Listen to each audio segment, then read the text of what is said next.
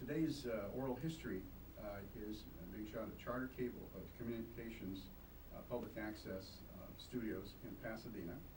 Today is Monday, November the 12th, and I'm interviewing Dr. TAKAO Suzuki, and the interviewer is Ralph Ramirez, who is with the Center for Military History, California Military Museum. And so today, Doctor, I wanted to start with a couple of things. And first, I wanted to have you give me your full legal name. We'll start with that first. Well, it's TAKAO Suzuki. And do you have like a traditional middle name? No, not at all. And Actually, I should give you a history of that. It's really Suzuki, but what happened was that when I was born, my father couldn't write. He couldn't make a Z. And so when he went to the courthouse to put our names down, he only made an S. And so when I got drafted, I happened to notice that it was SUSUKI, and I continued using that because there are too many Suzukis. So not as many as Susukis. so you're a traditionalist only because your father couldn't spell his name? Right, exactly. That's very interesting. And now, TAKAO, does that have a significance as a translation of a name? I don't think so, but all our family are all Take. Take is bamboo, you know. Mm-hmm. And my brother's name is Takeshi, and I'm Takeo, and my sister is Takeko. So it's all from the stem of bamboo? Yeah. So how would you describe, is that a traditional type thing in families? Gosh, I have no idea. I don't know why she did it that way. And now, you were born in what city? Well, no city, actually. It's the outskirts of Oxnard, California. It's right out there near the state institution there.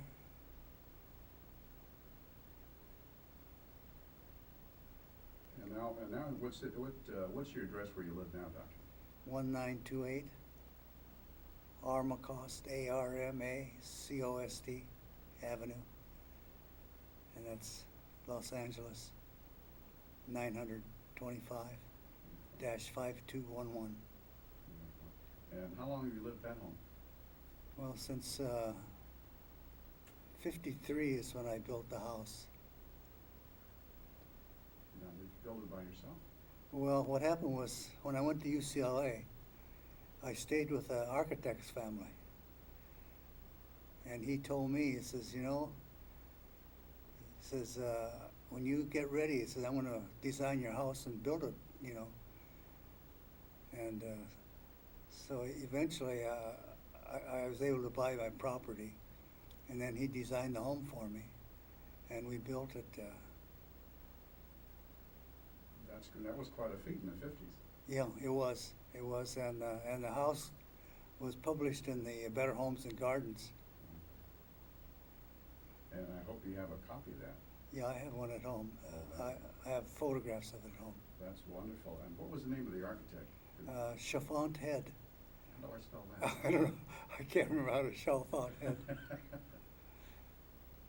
Now, so you lived in your own home all these years now? Yeah, That's right. wonderful. And what did you have to do with the design itself? I didn't do anything with the design. I mean, he did it all. I didn't know anything about architecture. And so he just went ahead and did everything up, Well, he already knew you, of course. So. Yeah. Now, at that point, so that was 1953 after the war when you built it. So I'm going to go step back in time a little bit as we begin to talk about Oxnard. Is that the city of Oxnard now, or Ventura? How's that? Well, actually, it's near Camarillo. Of course, we were just born there. We didn't stay there. We moved to Ventura after that. But and you have brothers and sisters, right? yeah, I had an older brother, Takeshi, and a younger sister, Takeko. Actually, Takeko was a twin with another. Her name was Matsuko, but she passed away. At a young age or at birth? No, she was about 4 or 5 when she died. That must have been hard on the family. Yeah, in those days, the doctors weren't that good like they are today. course, living in the country, it's hard to get the doctors to come out. That's right. Now, tell me about now. You were what's the age difference between your brother Takeshi and your sister Takako and you? Well, my brother is about a year and a half older than me, and my sister is 4 years younger. So you're right in between. Yeah, I'm between. Middle child, always had to share. Yeah. Tell me what life was like in Oxnard and almost Camarillo when you were a young kid. What are some of the first things? Well, that I you remember? don't remember anything there because we were just little kids. When you moved to Ventura. Then we moved to Ventura. Yeah. Oh, Ventura was a real nice place for us. Very few Asians living in Ventura in those days. There's only about 2 or 3 families. And so we were just like the rest of the people there. They didn't say, well, you're so and so and so and so. So we were one of them. So you were never treated any differently? No. All the way through? No, we were never treated badly. Do you remember some of the other friends that you had or buddies in school? Yeah, I had some, but they were all ball players. In fact, I still see one every year. We have a barbecue every year. Phil Marquez, his name is. And the others have passed away. Like one of them used to be a football player at Oregon State, George Peters. So if here's the ball player, then you were not the tallest guy in the crowd, were you? No, I was the smallest guy. So when you were going to school, your buddies were Anglo and a Mexican-American kid? Yeah, they're Anglos or Mexicans or whatever. Now, what kind of a community was it now? You moved from Camarillo, Oxnard to Ventura. Was it a farming community, city community? Did you live in Well, the see, city? we lived in the country. And we lived in a ranch there owned by a person named Daly.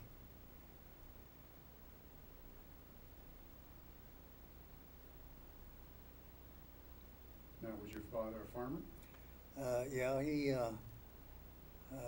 he grew his own vegetables. That is, he grew tomatoes and peas and whatnot.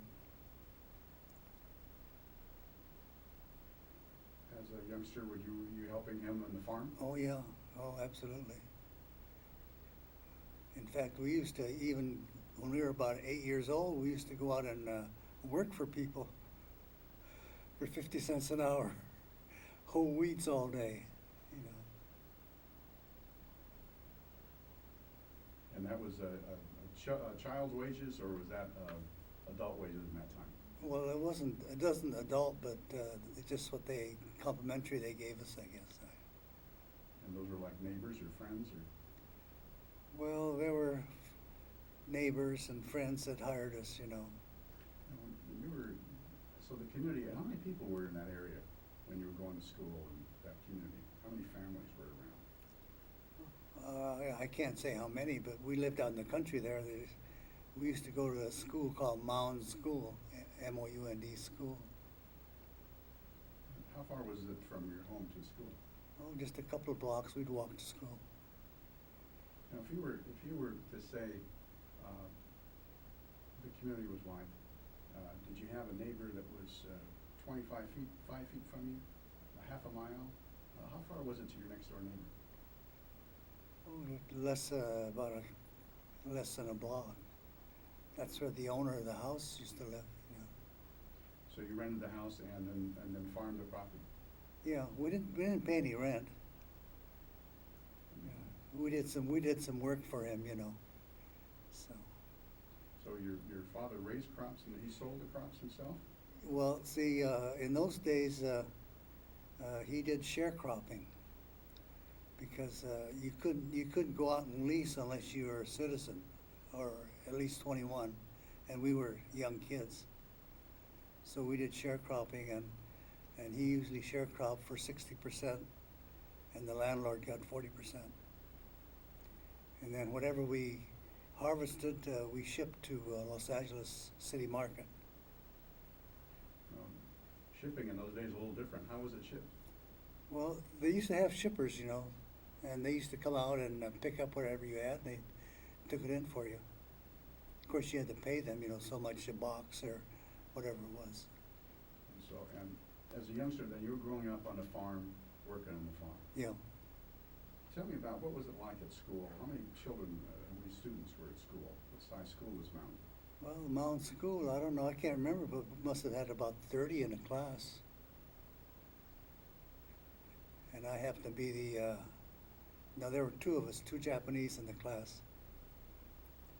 And the other boy that was in the class, Leonard, he was also in the 442nd RCT. And he was in the 100th Battalion, and he was killed overseas. He's related to the, you remember State Senator now Takasugi? Was his cousin, lived out there.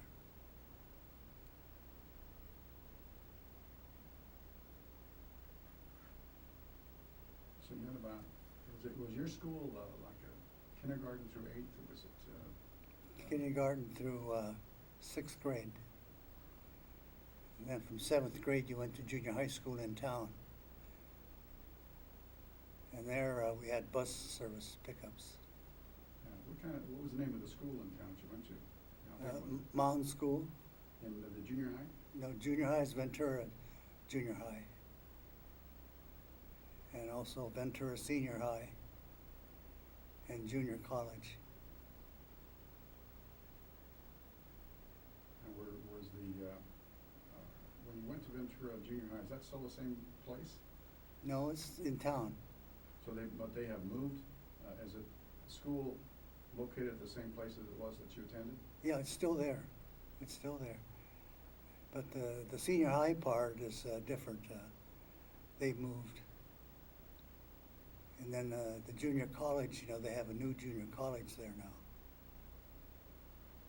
Have you been back to the school, the high school, or the junior college that you attended? Well, usually I go every year. I have a reunion, class reunion. But not very many of us left there. Every time we go, we only have about half a dozen. What's it like to go back from the first time you went back? Can you give me an idea what it was like when you first went back? Well, I don't know. After the war, you mean? Yes, sir. Yeah, you know, I couldn't remember a lot of the people there anymore after I went back. A lot of them were gone. A lot of them passed away. And you mentioned Leonard as being one of the other guys who was in 442. Yeah. What was Leonard's last name? Takasugi. Oh, Takasugi.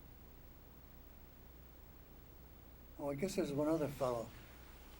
His name is Matsumoto. Because the three of us got drafted together. You know, the only three Japanese in Ventura, and we get drafted at the same time.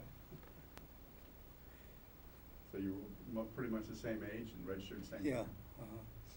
So when you were there, now, you were starting to be a young adult at that time. What did you like about school? What was school like? Did they think, well, this is an academically enriched kid and we're going to give him all these classes? Or was everybody take the same classes? Or were there poor, was there pecking order? Were there wealthy families? What was it like at school? Well, for me, you know, I wasn't much of a student at that time. Because I was more athletic. I'd go out for every sport they had. That was my main function, actually, which I shouldn't have done. I should have studied more, but I know my mother used to get mad at me for not studying. What sports did you actually enjoy the most? Well, I enjoyed them all. I lettered in 5 sports in high school. And which ones were those, and which did you like the most? Oh, I guess I liked basketball. Yeah, I lettered in football, basketball, baseball, tennis, and track. Dr. Suzuki, can you not rub your pouch there? Oh, see the leather sound comes Yeah. through. Oh, okay. These loud. These pick 'em up? Yeah, it does. Oh my gosh. That's right. So we want to make sure we don't have a growly stomach. Right. So now you were at Ventura High School and you lettered in all 5 sports. Mm-hmm. Now, what was school like at Ventura High? Now, we'd gone to a school not too far from home, and then you went to Ventura High. And what was it like at high school? How big was it, and how many students and things like that? In those days, I can't remember what Ventura High had. I know it was over 1,000, I think. But you know, the students there were all very friendly, and in those days there were very few Latinos, and there were, I think, one colored family, and a few Japanese, and a few Chinese, and that's about it. But the people were really nice to us in those days. They didn't segregate us in any way. So they went to proms and dances. There was no pecking order type thing, no segregation. Well, you know, I was one of those guys that didn't like dancing, so I never went to dances.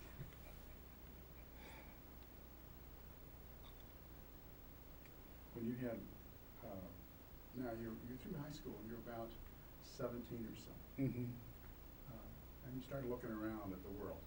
No, I continued on at junior college. So you went on junior high. What did you decide? When did you decide to go on to college? Well, right after I finished high school, because the school was together. The high school, the last 2 years of high school and the 2 years of junior college were together. So I just continued on through.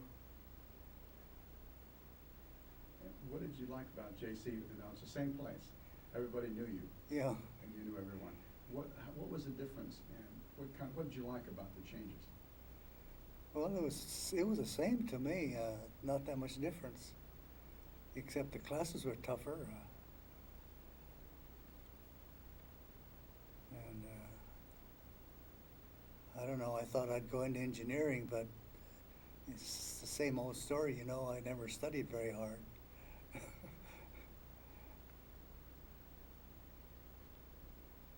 So what did you decide to do after JC? I mean, you were starting to get JC. Now, what year was that when you finished high school? I finished high school in '37. And so what was going on in the world at that time? Did it have any interest to you? Was there newspapers? Because the world was changing about that time. Yeah, there wasn't really anything that did for me. You know, I guess I didn't tell you, my mother, my sister, and my brother had left for Japan. And the reason for that was my brother wanted to become an American diplomat. So he wanted to go to Japan and study Japanese, so he can come back here and maybe someday become an ambassador to Japan. And my sister went, and my mother went. And when did they leave to go to Japan? So that's what I was just trying to think. Yeah, I just can't remember. It must have been about 1935.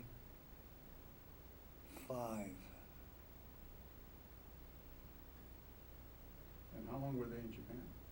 Well, they were there all through the war. So, which when it happened, they went for the purpose of your brother to learn Japanese. Yeah, my brother and sister. And your brother, both of them. Yeah. And so that you got your younger sister. So why didn't you go? You were in the middle. Well, my dad was here. He stayed here. And so I stayed here with him. And of course, I more or less had to take care of him. Not financially, but, you know, look after him. Well, and now, you're 37. You graduated high school. Your sister and brother and mom are in Japan. Uh-huh. So just your dad and you were kind of batching. Yeah, that's right. So you must have gotten pretty close to your father. Yeah, we're pretty close. But see, what happened was that, you know, selective service came in, and you know, when you got to become a certain age, you're going to get drafted. And it came to a point there when I knew I was going to get drafted through selective service, and I didn't want my dad to be here by himself. And so what I did was, not knowing any better or not realizing it, I shipped my dad home back to Japan on the next to the last ship before the war broke out. So that would have been in 1941. Yeah. So, in other words, you wanted to do your service, but you didn't want your dad to be alone. Well, I'm not realizing it, you know. I guess something must have told me to send him home, because if he'd have stayed here and the war broke out and all the Japanese were interned into camps, if he went to camp by himself, what would he have doing? Of course, you didn't know that at the No, time. I didn't know that, but you know, it just turned out that way. So that. Well, now he was, how much older was he than your mother? Oh, he was quite a bit, about 16 or 17 years older. So when you came along as middle child, what was your dad's age when he went to Japan? You have any idea? Remember that? I think he was about close to 50. I'm pretty sure he was. So when you went to, you remember the name of the ship and where it left? Yeah, the ship's name is Asama Maru. There's an article in that group I loaned to you. And that left from what city? San Pedro. So you went down to say goodbye. Mm-hmm. And then now you're by yourself. Yeah. And where were you living then? Same place. Same house. I was living on this Mr. Sexton. I was living at their place. And so now you're about, how old, about 19 years old? No, because I had to be 21 to get drafted. So you didn't volunteer to join? You got No, I didn't volunteer. I got drafted, selective service. And what year was that when you officially got drafted? 1941, October 1941. October 1941. Now, you get drafted, you start looking at the world a little differently, don't you? Yeah. How did it appear to you? Well, you know, since you're an American, you know, you have to serve your country, and this is the mandatory thing you had to go through. So I gladly accepted it and went, although they had to test me several times because there was something wrong with my body or something. And the second time they said, well, okay, you can go now. So, They didn't know if it was all those sports. could be, I don't know, I have no idea. And so, but you were drafted in October. Where did you go when you first got your draft notice? Now, was your father still here when you got your draft notice? No. I sent him back because I knew I was going to get it. As soon as he got back, then I got my notice. And as soon as he got back here or back to Japan? No, as soon as he left. Oh. Yeah. That you were at home and no longer dependent anymore? Yeah. Okay. So you were now drafted, you were about, what, 21 years old? Mm. And you had 2 years of college? Yeah. So, you know, one of the strangest part of it was that when I got my dad on the ship had a big Japanese flag painted on the sides. And I figured, that must mean something. Or they must have thought that there was going to be a fight or something, I don't know. And so it was a Japanese ship? Yeah, Japanese and it had ship. a Japanese flag on the side of the ship? They painted a big flag on the side of the ship. And that was midships then? Yeah. And was it, wasn't like a battle flag, it was just the sign? The No, national same, flag? they're the same. Well, it's not the battle flag, because the battle flag has the rays out. Yes. Now, this was just the plain sun in the middle. So that was the same time, within a few months of the time you got drafted? Yeah. A couple of months after that, I got drafted, which was real good timing, I thought. Did you send your, how did you notify your parents that you were drafted? Well, I wrote and told them he was coming back. And then you wrote. And they didn't know that I got drafted. Did you write them a letter and let them know? I don't think so. I might have, but So they didn't know you'd been drafted. You just didn't notify them, or what? I guess not. I don't know. I don't know what I did. So at that point, where did you report for duty when you got? What did your draft notice say? Well, I was drafted in Ventura, and everybody that gets drafted, they have to go downtown to Los Angeles. And then from Los Angeles, they send you out to Fort MacArthur in San Pedro. And then when I got to San Pedro, you know, when you're a buck private, they pay you $21 a month. And then some of the other people there said, well, you know, if you want to join up for 3 years, you can get $30 a month. So I thought, gee, $9, that's a lot of money in those days. So I signed up for 3 years. So now, were you, as a draftee, most of them are considered United States Army Reserve. 3 years, were you just regular Army? How was it? Well, I was supposed to be in regular Army, but they never changed my serial number. They kept my selective service serial number. And what was that serial number then? 39166-896. And that's the same number you had all the way through? All the way through. Never changed? Never changed. But usually you'll have it on your, most of your records is where U.S. Army Reserve or U.S. Army, or Army U.S. Which was your designation any different? It didn't have any. No, none of your. It didn't say reserve or anything.